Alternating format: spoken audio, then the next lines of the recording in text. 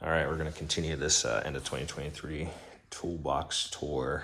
Actually, this is probably the first part of it, but I got my Traxion seat.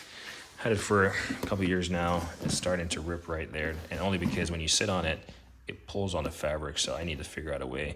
I'm probably just gonna get some some black tape and tape it, or put some super glue on it or something, but it's clearly ripping apart right there, and it's only going to get worse.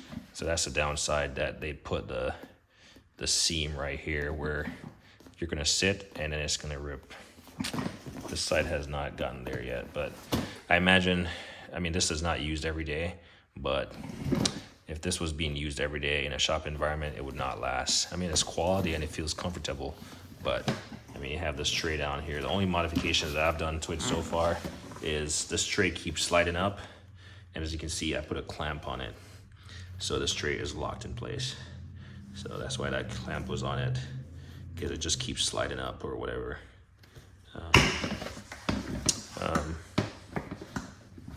Otherwise it works. I use it occasionally. Then we have the Viper chair. I got it in this color. It's the big boy. Well, it's the big boy because it has these two side pieces on it. Really haven't used it as much as I thought. It's definitely quality made. It's expensive, but it's the price you pay for American made. But I'm pretty sure when I have the space, this thing will come in handy to sit on and work on. Up top here, we got my Optrel Swiss-made welding helmet. I've never welded a day in my life, but it's a Crystal 2.0.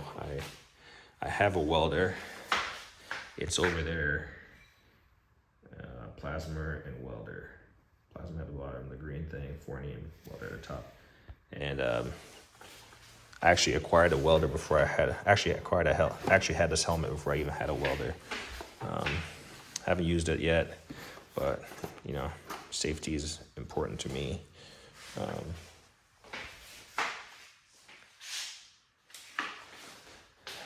Should be important to everyone, but if I can't see, I can't do my job.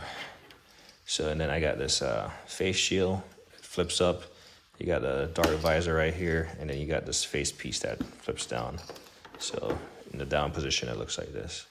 It's pretty cool to scare the kids. In fact, I might break this out tonight. I don't think my youngest has seen this. And then your big face shield. I've worn this a couple times, like when I'm grinding stuff, but it's still clean. I keep them in these silk bags. So I got, each of these have a bag for them. I just opened it for the purpose of this video. And then this thing is all sitting on top of this Mueller-Kebs adjustable. Well, that's the German version right there. It's it's all English and German uni work table. So I picked this up and I like it. You can see where the feet, they flare out. This obviously has some screwdriver holder right here. And it has this like plastic tray, so you can clean it up well. Then you got some other holder right here. It's not bad. In fact, let me move some stuff in case someone hasn't seen this before. Move all this stuff. It's crazy what you do to make a video, only to have the work of putting it all back together at some point. But I was moving some stuff anyway, so. Come on, there we go. So that's the work surface, but it's hard plastic. So, and you got these little cubbies over here. It works well for this type. This is my third one. My first one was an OEM one, which is currently in my shed, broken down. I'm probably gonna take that to my storage unit actually. So I'll reassemble that one. So, all right, so that's that. We'll transition over to the corner here. So in the corner here, I got, first we'll talk about this. This is a, what do you call that thing? Rack and pinion, I think. Anyway, basically this is the centerpiece, and it can flip. It can hold your pinion I think I'm saying it right. And then you have these pieces that they fit on either side.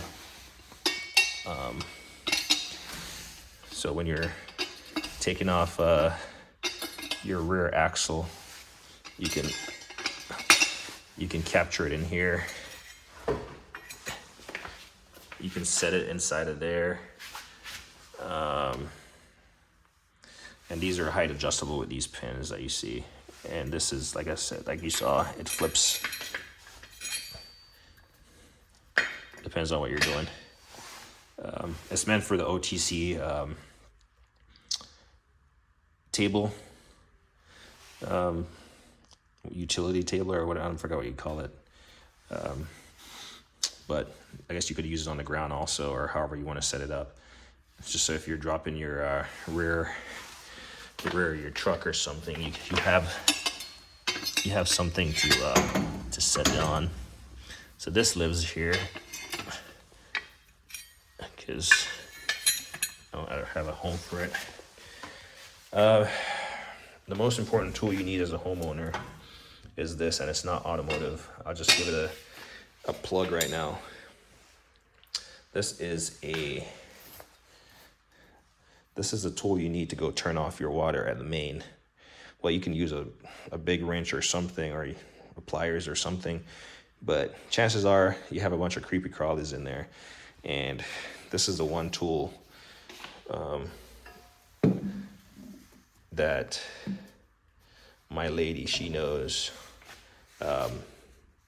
This is where you need to run if you see water flooding the house. Like, go close the valve at the street and then turn on all the faucets in the house to drain the water as soon as possible. So just an honorable mention, not automotive, but in the clutter of my garage, that is the one tool that she knows, and I've shown her how to use it. I got these Sonix short underhoist stands. I haven't used them yet, but I need to remove the U-Haul hitch off the Honda, and I'm gonna have to remove the exhaust, remove the exhaust hangers, and so these will come in handy. It's not a primary reason why I got them. I initially got them because I have a smaller lift. Well, smaller in terms of the capacity, the height it's able to reach. So I got these. Seems pretty nice. I got a Tecton. I'm not gonna be able to take everything out, but this is a Tecton 3/4 inch breaker bar. So that lives there. And let's see, I'm gonna try my best here because some of this stuff is kind of heavier. And forgive me, I don't remember all the names. This is